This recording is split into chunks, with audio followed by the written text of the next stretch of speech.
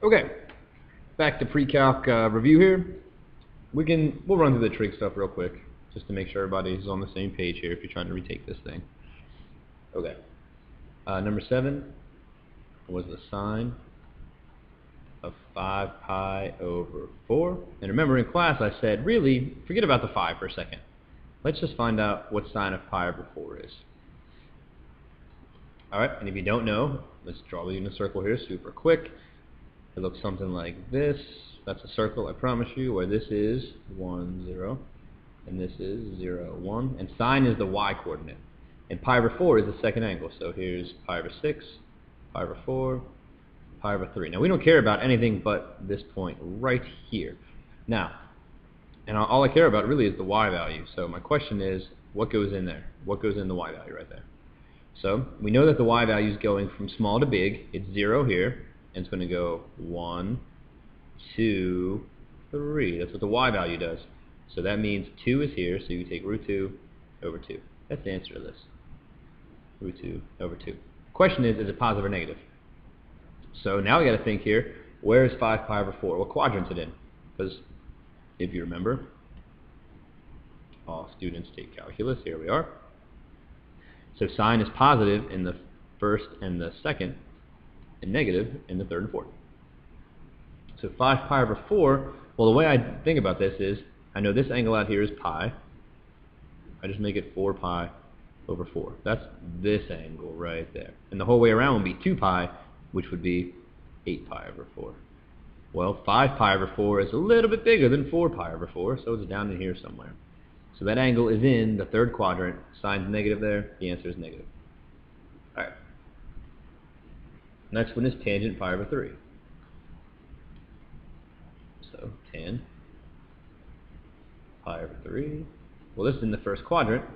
We just got to remember what tangent equals here. So again, there's a unit circle. Pi over 3 is the big angle. There's pi over 4 and there's pi over 6. And tangent, if you cannot remember the tangent values, it's just sine over cosine, right? So sine over cosine. That's all tan is. So tangent pi over 3 is just sine of pi over 3 over cosine pi over 3. So all we need to know is what these coordinates are. Now again, y goes from small to big. So it goes 0, 1, 2, 3. So it's 3 here. The y value is at 3, so that means root 3 over 2. X, which is cosine, goes from big to small. So it goes 3, 2, 1. So that's square root of 1 over 2. So tangent is just sine, which is root 3 over 2, over 1 over 2. So if you can't remember what value is, that's really the answer there. You just got to simplify it. You never ever divide fractions like that. It's really root 3 over 2 times 2 over 1 multiplied by reciprocal. Those 2's cancel, and it's just root 3. There we go. Let's keep going. Secant 5 pi over 3. Getting on my nerves, pencil. Secant 5 pi over 3. Now for this, I'm going to think about what's cosine pi over 3. Then I'm going to flip it. Then I'm going to see if it's positive or negative. Again, if you want to think in your head, pi over 3 is the third angle. It's the big one. Cosine is the x value. It gets smaller as we go along the circle, so it goes 3, 2, 1.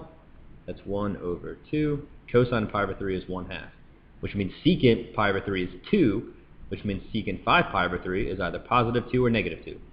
Now I got to find out if it's positive or negative. So again, all students take calc, no problem. This is pi, which is really 3 pi over 3. Well, 5 pi over 3 is bigger than that.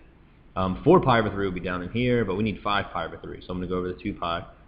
2 pi is really 6 pi over 3. 5 pi over 3 is 1 less than that, so it's down here. So 5 pi over 3 is in the fourth quadrant. Cosine's positive there, so secant is positive there. The answer is 2. Last one, cosine 3 pi over 2. Every time.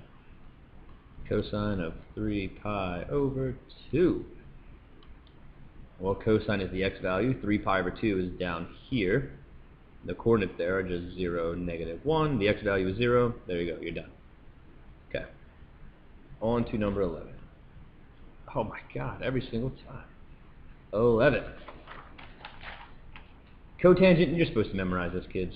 Cotangent has asymptotes where sine is 0, so that's pi 2 pi, 0, 3 pi, negative 2 pi, all those good numbers. So there's one here, there's one there, and there's one here.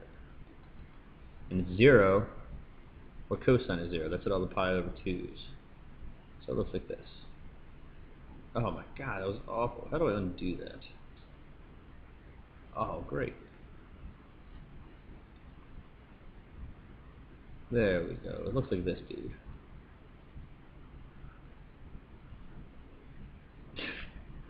Alright.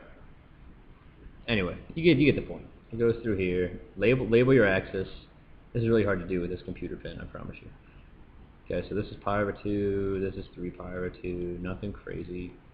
This is 2 pi, this is pi. Okay? Alright, moving on. Let's do this trig one, and then we'll stop this video too here. This is number 12. Come on, pencil.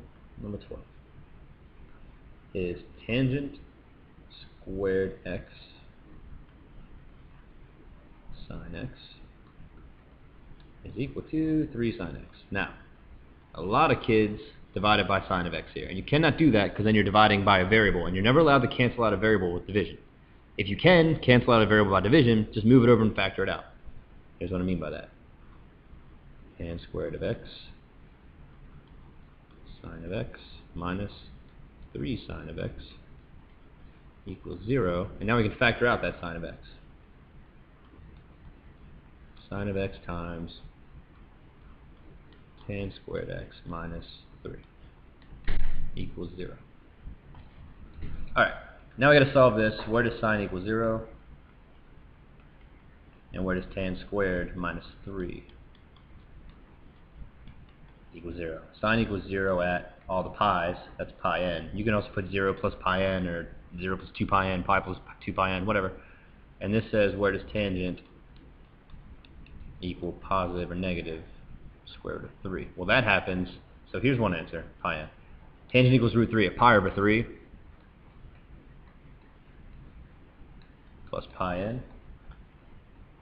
And it also equals negative root 3 at 2 pi over 3 plus pi n. Okay,